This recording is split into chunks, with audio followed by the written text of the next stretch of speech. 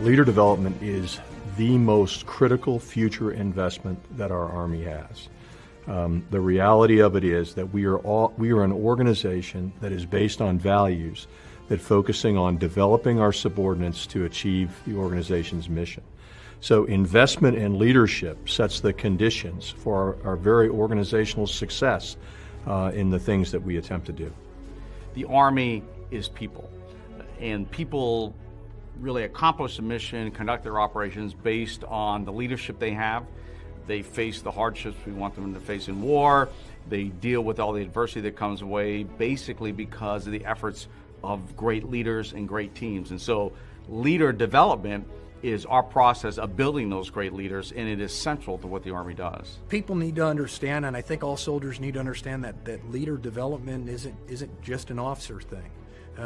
It's inclusive to all of the cohorts. So whether you're looking at the civilian cohort or you're looking at certainly non-commissioned officers and warrant officers and those young enlisted soldiers as they move up and eventually become non-commissioned officers or potentially even go to OCS and go to a commissioning SOR. We need to understand that leader development is everybody's business. Recently, I was talking to a pre-command course, folks going into battalion command, and an officer came up to me who, when I was a battalion commander, was a lieutenant in my battalion. He said, "You know, sir, remember when this happened? I watched you, and then you did this and this and this." And it really kind of caught me off guard, first of all, that he remembered over all these years what had happened in that situation. And what he didn't recount was necessarily the tactical solution to it. What he remembered were the leadership style and the interface, the personal interface with people. I remember when this happened and how that got dealt with. I remember how you dealt with this person. I remember when you trained us on this. They were focusing on the process of development rather than what the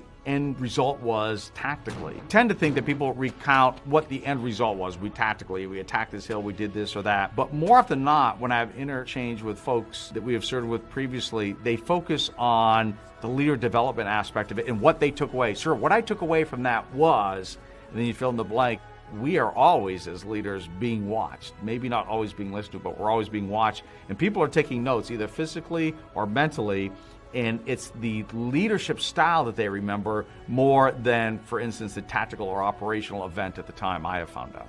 Leader development is ongoing all the time, whether you intend it to be or not, whether your subordinates intend it to be or not, because they are always watching. We really do two things in the Army. We train units, we develop leaders. You can't do the former, train units, if you haven't developed the leaders with the right competencies and the right attributes to lead those units.